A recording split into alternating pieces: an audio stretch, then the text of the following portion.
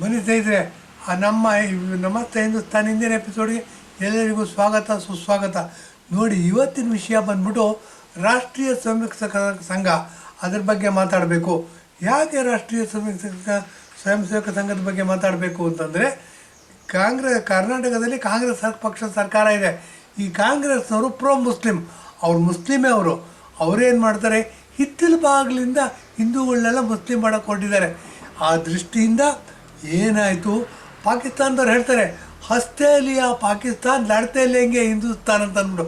ಇದು ನೋಡಿ, ಸ್ಲೋಗನ್ನು ನಮಗೆಲ್ಲ ತಮಾಷೆಯಾಗಿ ಕಾಣ್ಬೋದು. ಆದರೆ ನಾವು ಇವತ್ತಲ್ಲ ನಾಳೆ ನಮ್ಮ ಪರಿಸ್ಥಿತಿಯನ್ನು ಇದೇ ಥರ ಹೋಗೋದಕ್ಕೆ ಬಿಟ್ಟರೆ, ಇವತ್ತಲ್ಲ ನಾಳೆ ನಮ್ಮ ಇಂಡಿಯಾ ದೇಶ ಕಂಪ್ಲೀಟಾಗಿ ಸೆಕ್ಯುಲರನ್ನು ಗೋಮುಖ ವ್ಯಾಘ್ರನ ಇಟ್ಕೊಂಡು ನಾವು ಇಸ್ಲಾಮಿಕ್ ಆಗ್ಬಿಡ್ತೀವಿ. ಆಗ ನಾವು ಸೆಕ್ಯುಲರ್ ಆಗಿರ್ತೀವ ಅನ್ನೋ ಪ್ರಶ್ನೆ ಇವತ್ತು ಪ್ರತಿಯೊಬ್ಬ ಹಿಂದುವಿನ ಮನಸ್ಸಿನಲ್ಲಿ ಕಾಡಬೇಕು. ಆವಾಗ ನಮ್ಮ ಈ ಎಫರ್ಟ್ ಸಾರ್ಥಕ ಆಗುತ್ತೆ. ಬನ್ನಿ, ಇವತ್ತಿನ ವಿಷಯ ಬಂದ್ಬಿಟ್ಟು ಏನು ಅಂತಂದರೆ, ನಮ್ಮ ಸಿದ್ದರಾಮಯ್ಯನವರು ಮುಖ್ಯಮಂತ್ರಿ ಆಗಿದ್ದಾರೆ. ಅವರು ಕುರುಬ ಸಮುದಾಯದಿಂದ ಬರ್ತಾರೆ. ಕುರುಬ ಜನಾಂಗದವರು ಬುದ್ಧಿವಂತ, ಹೌದು. ಏನಾಗಿದೆ, ಇವತ್ತು ಕಾಂಗ್ರೆಸ್ಸಿಗೆ ಶೆಡ್ ಹೊಡೆಯೋ ಮಟ್ಟಿಗೆ ಹೋಗಿದ್ದಾರೆ ಅವರು. ಸೋನಿಯಾ ಗಾಂಧಿ ಏನಿಲ್ಲ, ರಾಹುಲ್ ಗಾಂಧಿ ಏನಿಲ್ಲ, ಸಿದ್ದರಾಮಯ್ಯ ಇಂಡಿಯಾಕ್ಕೆ ಬೆಸ್ಟ್ ಪ್ರೈಮ್ ಮಿನಿಸ್ಟರ್ನ ಲೆವೆಲ್ವರೆಗೂ ಹೋಗ್ತಾ ಇದ್ದಾರೆ. ಇರಲಿ, ಇದು ಅವರ ಅನಿಸಿಕೆ, ಅವರಿದು ಸತ್ಯ ಇರಬಹುದೇನೋ ಅಂತ ಒಂದು ಬರುತ್ತೆ. ಒಂದು ಮನಸ್ಸಿನಲ್ಲಿ ಒಂದು ಕೋಲ್ಮಿಂಚು ಬಂದಂಗೆ ಬಂದೋಗುತ್ತೆ.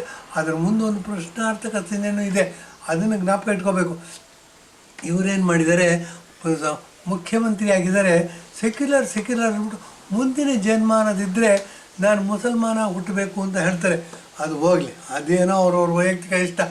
ಆದರೆ ಪ್ರತಿ ಸರಿ ಎಲೆಕ್ಷನ್ ಬಂದಾಗಲೂ ನನ್ನ ಹೆಸರಲ್ಲೂ ರಾಮ ಇದ್ದಾನೆ, ಸಿದ್ದರಾಮಯ್ಯ, ನೋಡಿ ನನ್ನ ಹೆಸರಲ್ಲೂ ರಾಮ ಇದ್ದಾನೆ ಅಂತ ಹೇಳಿದ್ದಾರೆ.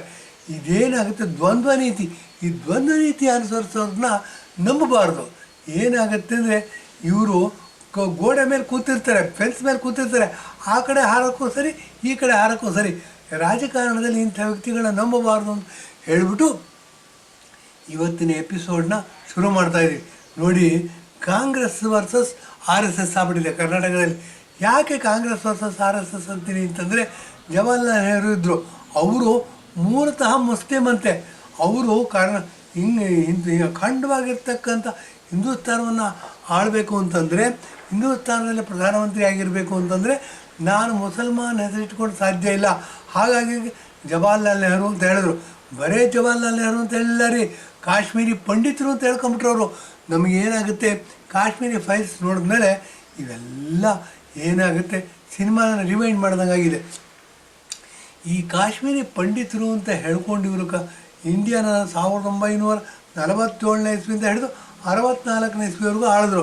ಇದಲ್ಲದೆ ಅವ್ರ ಮಗಳು ಇಂದಿರಾ ಗಾಂಧಿಯವರು ಸಹ ಪ್ರಧಾನಮಂತ್ರಿ ಆಗಿರ್ತಾರೆ.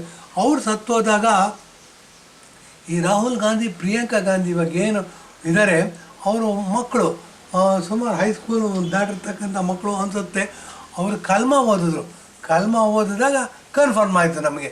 ಏನು ಅಂದರೆ, ವಿಡಿಯೋನೆಲ್ಲ ಪ್ರೈವೇಟ್ ಚಾನಲ್ಗಳಲ್ಲಿ, ಫೇಸ್ಬುಕ್ಕಲ್ಲಿ ಮತ್ತು ಬೇಕಾದಷ್ಟು ವಿಡಿಯೋ ತುಣುಗಳು ಬಂದು ಕಲ್ಮಾ ಓದ್ತಿರೋದು ಇದು. ಹಾಗಾಗಿ ಏನಾಗಿದೆ, ಕಾಂಗ್ರೆಸ್ ಅಂದರೆ ಮುಸ್ಲಿಮ್ರೇ ಇರ್ತಕ್ಕಂಥ, ಮುಸ್ಲಿಮ್ರು ಹಿಡನ್ ಅಜೆಂಡಾ ಇಟ್ಕೊಂಡು ಏನಾಗಿದೆ, ಸೆಕ್ಯುಲರನ್ನು ಇಂಡಿಯಾದ ಮೇಲೆ ರೂಲ್ ಮಾಡಬೇಕು ಅಂತಂದ್ಬಿಟ್ಟು ಕಾಂಗ್ರೆಸ್ ಪಕ್ಷ ಅಂತ ಹೆಸರು ಇಟ್ಕೊಂಡಿದ್ದಾರೆ. ಇದು ಸೂಟಬಲ್ ಅನಿಸುತ್ತೆ. ಈಗ ಕಾಂಗ್ರೆಸ್ ಅಂದರೆ ಮುಸಲ್ಮಾನರ ಪಕ್ಷ ಅನ್ನೋದು ಈ ಹಣೆಪಟ್ಟಿ ಹೊಡೆದಾಯಿತು. ಇಂಥ ಹೊಡೆದಾಟದ ಬದಲೇ ಏನಾಗಿದೆ ನೋಡಿ, RSSನ ಬ್ಯಾನ್ ಮಾಡಬೇಕು ಅಂತ ಹೊರಟರು. ಜವಾಹರ್ಲಾಲ್ ನೆಹರು ಬ್ಯಾನ್ ಮಾಡಿದ್ರು. ನಾಥೂರಾಮ್ ಗೋಡ್ಸೆ ಈ ಮಹಾತ್ಮ ಗಾಂಧಿನ ಗುಂಡಿಟ್ಟು ಕೊಂದ ಅಂತ ಕಾಂಗ್ರೆಸ್ನವ್ರು ಹೇಳ್ತಾರೆ. ಅವ್ರ ಗುಂಡಿಂದ ಸತ್ರ, ಬೇರೆ ಯಾರು ಗುಂಡು ಸತ್ರ, ಅದಿನ್ನೂ ಕ್ವಶನ್ ಮಾರ್ಕ್ ಆಗಿ ಉಳಿದಿದೆ. ಇರಲಿ, ಏನಾಗುತ್ತೆ, ಕಾಂಗ್ರೆಸ್ನವ್ರನ್ನ ವಾದವನ್ನು ಅರ್ಧಕರ್ಧ ಹಿಂದೂಸ್ತಾನ ಒಪ್ಕೊಂಡಿದ್ದ ಪ್ರಭಾವ ಏನಾಯಿತು, RSSನ ಫಸ್ಟ್ ಟೈಮ್ ಬ್ಯಾನ್ ಮಾಡಿದ್ರು.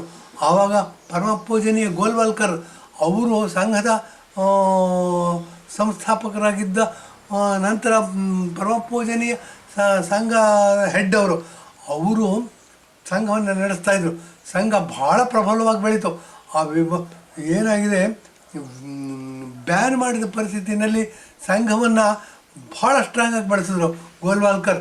ಹಾಗಾಗಿ ಇವತ್ತು ಸಹ ನಾವೇನಾದರೂ ಸಂಘದಲ್ಲಿ ಕಾರ್ಯಕ್ರಮ ಮಾಡಬೇಕು ಅಂತಂದರೆ ಅಥವಾ ಸಂಘದ ಕಾರ್ಯಕ್ರಮ ಇವತ್ತು ಇಷ್ಟು ದೊಡ್ಡದಾಗಿ ಬೆಳೆದಿದೆ ಕಾರ್ಯಕ್ರಮ. ಇಂಡಿಯಾ ದೇಶದ ಪ್ರತಿಯೊಂದು ನಗರ, ಪ್ರತಿಯೊಂದು ಜಿಲ್ಲೆ, ಪ್ರತಿಯೊಂದು ರಾಜ್ಯದಲ್ಲಿ ಸಂಘ ಬೆಳೆದಿದೆ. ಮತ್ತು ಎಲ್ಲ 6-7 ಹಬ್ಬಗಳನ್ನ ಮಾಡ್ತಾರೆ ಸಂಘದಲ್ಲಿ. ಅದರಲ್ಲಿ ವಿಜಯದಶಮಿ ಪಥಸಂಚಲನ ಭಾಳ ಜೋರು. ಈ ವಿಜಯದಶಮಿ ಪಥಸಂಚಲನ ಚಿತ್ತಾಪುರ ಅಂತಂದ್ಬಿಟ್ಟು, ಚಿತ್ತಾಪುರ ಅನ್ನೋದು ನೋಡಿ ಗುಲ್ಬರ್ಗ ಜಿಲ್ಲೆನ ಬೆಳಗಾವಿ ಜಿಲ್ಲೆನಲ್ಲೂ ಇದೆ, ಉತ್ತರ ಕರ್ನಾಟಕ ಅಂತ ಹೇಳ್ತೀವಿ ನಾವು. ಅಲ್ಲಿ ಪ್ರಿಯಾಂಕಾ ಖರ್ಗೆ ಅಂತ ಅಂದ್ಬಿಟ್ಟು ಆಲ್ ಇಂಡಿಯಾ ಕಾಂಗ್ರೆಸ್ ಕಮಿಟಿ ಅಧ್ಯಕ್ಷರಾಗಿರ್ತಕ್ಕಂಥ ಮಲ್ಲಿಕಾರ್ಜುನ ಖರ್ಗೆ ಅವ್ರ ಮಗ ಪ್ರಿಯಾಂಕಾ ಖರ್ಗೆ. ಪ್ರಿಯಾಂಕಾ ಖರ್ಗೆ ಅನ್ನೋದು ಬಿಟ್ಬಿಟ್ರೆ ಪ್ರಿಯಾಂಕಾ ಅನ್ನೋದು ಒಂದೇ ಕಾಲಲ್ಲಿ 2 ಬಾಣ ಹೊಡೆದಂಗೆ ಆಗುತ್ತೆ. ಏನು ಅಂತಂದರೆ ಇಂದಿರಾ ಗಾಂಧಿಯವರ ಮಗಳು ಪ್ರಿಯಾಂಕಾ ಮತ್ತು ಖರ್ಗೆ ಅವ್ರ ಮಗ ಪ್ರಿಯಾಂಕಾ ಖರ್ಗೆ. ಖರ್ಗೆ ಅಂತ ಸೇರಿಸ್ಬಿಟ್ರೆ ಗಂಡು ಆಗ್ಬಿಡುತ್ತೆ, ಖರ್ಗೆ ತೆಗೆದಾಕ್ಬಿಟ್ರೆ ಹೆಣ್ಣಾಗ್ಬಿಡುತ್ತೆ. ಇದರ ಅಡ್ವಾಂಟೇಜ್, ಡ್ಯುಯಲ್ ಅಡ್ವಾಂಟೇಜ್ ಅಥವಾ ಡಿಸ್ಅಡ್ವಾಂಟೇಜ್ ಅವ್ರಿಗಿದೆ. ಇದನ್ನು ಎಷ್ಟು ಮಟ್ಟಿಗೆ ಉಪಯೋಗಿಸ್ಕೊತಾರೆ ರಾಜಕೀಯದಲ್ಲಿ ಅವ್ರಿಗೆ ಬಿಟ್ಟಿದ್ದು. ಅವರು ತಂದೆ ಅಖಿಲ ಭಾರತ ಕಾಂಗ್ರೆಸ್ ಅಧ್ಯಕ್ಷರಾಗಿರೋದ್ರಿಂದ ಅವರು ಕರ್ನಾಟಕ ಕಾಂಗ್ರೆಸ್ಸಲ್ಲಿ ಸಿದ್ದರಾಮಯ್ಯ ಬಿಟ್ಟರೆ ಬಹಳ ಪವರ್ಫುಲ್ ವ್ಯಕ್ತಿ ಅಂತ ಹೇಳ್ಬೋದು. ಅವರು ಗೆದ್ದಿರ್ತಕ್ಕಂಥ MLA ಕ್ಷೇತ್ರ ಬಂದ್ಬಿಟ್ಟು ಚಿತ್ತಾಪುರ, ಬೆಳಗಾಮಲ್ಲೂ ಗುಲ್ಬರ್ಗದಲ್ಲೂ ಬರುತ್ತೆ. ಈ ಚಿತ್ತಾಪುರದಿಂದ ಅವರು MLA ಆಗಿದ್ದಾರೆ. MLA ಆಗಿ ಏನು ಮಾಡಿದ್ದಾರೆ, ಅವರು ಅನೇಕ ಬಾಣಗಳನ್ನ ಬಿಡ್ತಾ ಇದ್ದಾರೆ RSS ಮೇಲೆ. ಏನಾಗುತ್ತೆ, ಆಲ್ ಇಂಡಿಯಾ ಕಾಂಗ್ರೆಸ್ ಕಮಿಟಿನಲ್ಲಿ ಆಲ್ ಇಂಡಿಯಾ ಲೆವೆಲಲ್ಲೂ ಒಂದು ಪ್ರಯೋಗ ಮಾಡ್ದಂಗಿದು. ಏನಾಗುತ್ತೆ, ಆಲ್ ಇಂಡಿಯಾ ಲೆವೆಲಲ್ಲಿ RSSನ ಬ್ಯಾನ್ ಮಾಡಬೇಕಾ, ಬ್ಯಾನ್ ಮಾಡಿದ್ರೆ ಯಾವ ಥರ ರಿಯಾಕ್ಷನ್ ಬರುತ್ತೆ, ಯಾವ ಥರ ಪ್ರತಿಕ್ರಿಯೆ ಬರುತ್ತೆ, ನಾವು ಸಕ್ಸಸ್ ಆಗ್ತೀವೋ ಫೇಲ್ಯೂರ್ ಆಗ್ತೀವೋ ಅಂತ ನೋಡೋದಕ್ಕೋಸ್ಕರ ಇವರೇನು ಮಾಡಿದ್ದಾರೆ, ಇಲ್ಲಿ ಬೆಂಕಿ ಹಚ್ಚಿಬಿಟ್ಟಿದ್ದಾರೆ. ಈ ಬೆಂಕಿ ಹಚ್ಚಿಬಿಟ್ಟಿದ್ದಾರೆ ಅನ್ನೋದನ್ನು ಚೆನ್ನಾಗಿ ಅರ್ಥ ಆಗೋಂಗೆ ಹೇಳಬೇಕು ಅಂತಂದರೆ, ರಾಮಾಯಣದ ಕಾಲದಲ್ಲಿ ರಾಮ ಸೀತೆಯನ್ನು ಹುಡ್ಕೊಂಡು ಹೊಡ್ತಾನೆ. ಆವಾಗ ಹನುಮಂತ, ವಾಲಿ, ಸುಗ್ರೀವ ಎಲ್ಲ ಸೇರ್ಕೋತಾರೆ. ಹನುಮಂತನ ಏನು ಮಾಡ್ತಾರೆ, ನಾವು ಇವಾಗಲೂ ಸಹ ಹೋಗಿ ನೋಡ್ಬೋದು. ಆ ರಾಮೇಶ್ವರದಲ್ಲಿ ಹೋದರೆ ಅಲ್ಲಿಂದ ಶ್ರೀಲಂಕಾಕ್ಕೆ ಹಾರ್ತಾನೆ. ಅಲ್ಲಿ ನಡುಗಡ್ಡೆಗಳ ಮೇಲೆ ಇದು ತೊಗೊಂಡು ಹಾರ್ತಾನೆ. ಅಲ್ಲಿ ಹಾರಿ ಲಂಕೆಗೆ ಹೋಗಿ ಉಂಗುರ ಕೊಟ್ಟು ಬರ್ತಾರೆ. ರಾಮನ ಉಂಗುರ ಕೊಟ್ಟು ಬರೋದು ಅಷ್ಟೇ ಅವ್ನ ಕೆಲಸ. ಅಲ್ಲೇನಾಗುತ್ತೆ, ರಾಮನ ದೂತ ನಾನು ಬಂದಿದ್ದೀನಿ, ನೆಕ್ಸ್ಟ್ ರಾಮ ಸೈನ್ಯ ತೊಗೊಂಡು ಬರ್ತಾನೆ ಅಂತ ಹೇಳಿ ಒಂದು ಸೂಚನೆ ಕೊಟ್ಟು ಬರೋದು. ಒಂಚೂರು ಮೋಸ್ಟ್ ಮೊರಲ್ ಬೂಸ್ಟ್ ಮಾಡ್ದಂಗೆ ಕೊಟ್ಟು ಬಂದಾಗ ಬೆಂಕಿ ಹಚ್ಚುತ್ತಾನೆ ಅವನು. ಏನು ಅಂದರೆ ನಾವೆಷ್ಟು ಸ್ಟ್ರಾಂಗ್ ಇದ್ದೀವಿ ಅಂತ ತೋರಿಸ್ಬೇಕು ಅಂತ ರಾವಣಿಗೆ.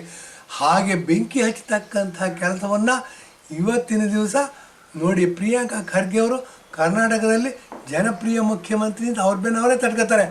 ಸನ್ಮಾನ್ಯ ಸಿದ್ದರಾಮಯ್ಯನವರು ಅವರ ಇದರಲ್ಲಿ ಮಂತ್ರಿ ಆಗಿರ್ತಕ್ಕಂಥದ್ದು. ಇವರು ಸೂಪರ್ ಮುಖ್ಯಮಂತ್ರಿ ಅಂತ ಹೇಳ್ಬೋದು.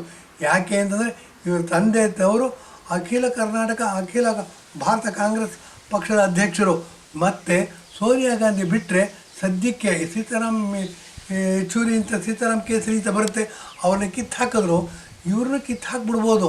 ಯಾವಾಗ ಸೋನಿಯಾ ಗಾಂಧಿಗೆ ಕಾಂಗ್ರೆಸ್ಗೆ ಬೇಡ ಅನಿಸುತ್ತೆ ಕಿತ್ತಾಕ್ಬೋದು.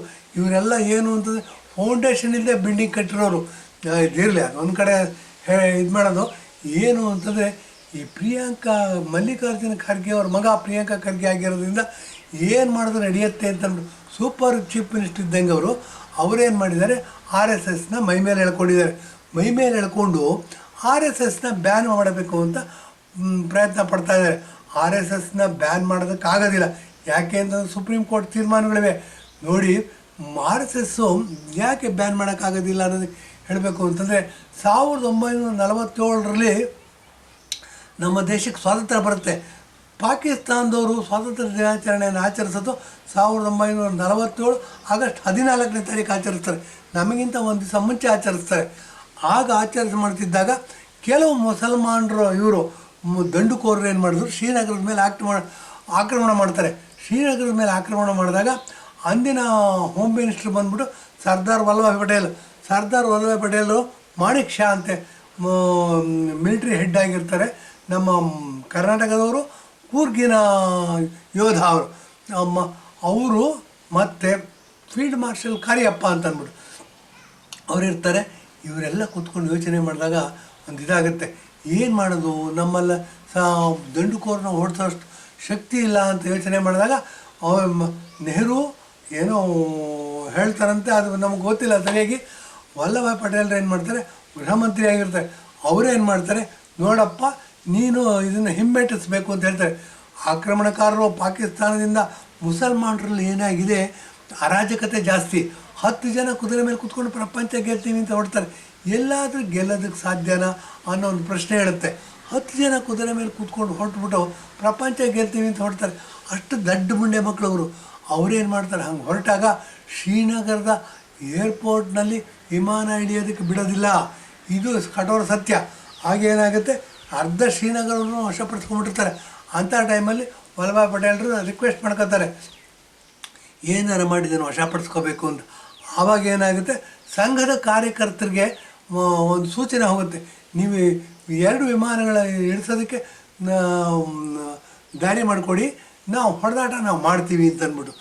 ಏನಾಗುತ್ತೆ, ಸಂಘದ ಸ್ವಯಂ ಸೇವಕರು ಲಾಠಿ ಹಿಡ್ಕೊಂಡು ಹೋಗಿ 2 ವಿಮಾನ ಹಿಡಿಯೋದಕ್ಕೆ ಅನುವು ಮಾಡಿಕೊಡ್ತಾರೆ. ನಮ್ಮ ಸೈನ್ಯ 2 ವಿಮಾನದಲ್ಲಿ ಹೋಗುತ್ತೆ, ಅವ್ರನ್ನ ಹಿಮ್ಮೆಟ್ಟಿಸ್ತೀವಿ, ಶ್ರೀನಗರದ ಏರ್ಪೋರ್ಟ್ನ ವಶಪಡಿಸ್ಕೋತೀವಿ. ಇಲ್ಲ ಅಂದರೆ ಇವತ್ತೇನು ಪಾಕಿಸ್ತಾನ ಆಕ್ಯುಪೈಡ್ ಕಾಶ್ಮೀರ ಇದೆ, ಕಂಪ್ಲೀಟ್ ಶ್ರೀನಗರ ಭೂಮಿ ಮೇಲೆ ಇರ್ತಕ್ಕಂಥ ಸ್ವರ್ಗ, ಅದು ಮುಸಲ್ಮಾನರು ಪಾಕಿಸ್ತಾನ ಕಂಟ್ರೋಲಲ್ಲಿರೋದು. ಅದನ್ನು ಏನಾದ್ರು ನಿಲ್ಲಿಸಿದ್ದಾರೆ ಅಂತ ಹೇಳಿದರೆ ಆ ರಾಷ್ಟ್ರೀಯ ಸ್ವಯಂ ಸೇವಕ ಸಂಘದ ಸ್ವಯಂ ಸೇವಕರು. ಹಾಗಾಗಿ ದೇಶಭಕ್ತಿ ಕಲಿಸ್ತಕ್ಕಂಥ ಯಾವುದಾದ್ರೂ ಒಂದು ಸಂಸ್ಥೆ ಇದೆ ಭಾರತ ದೇಶದಲ್ಲಿ ಅಂತಂದರೆ ಅದು ರಾಷ್ಟ್ರೀಯ ಸ್ವಯಂ ಸೇವಕ ಸಂಘ.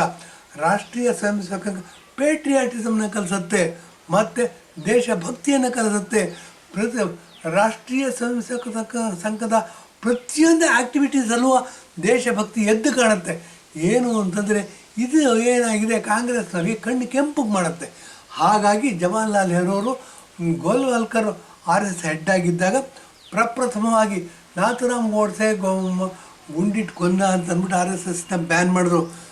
ಆಗ RSSನ ಬೆಳೆದವರು ನೋಡಿ ಗೋಲ್ವಾಲ್ಕರ್ ಫೋಟೋ ಮತ್ತು ದೇವರ ಫೋಟೋವನ್ನು ಇಟ್ಕೊಂಡು ಇವತ್ತು ಸಹ ಶಾಖೆಗಳನ್ನು ಪ್ರಾರಂಭ ಮಾಡ್ತೀವಿ.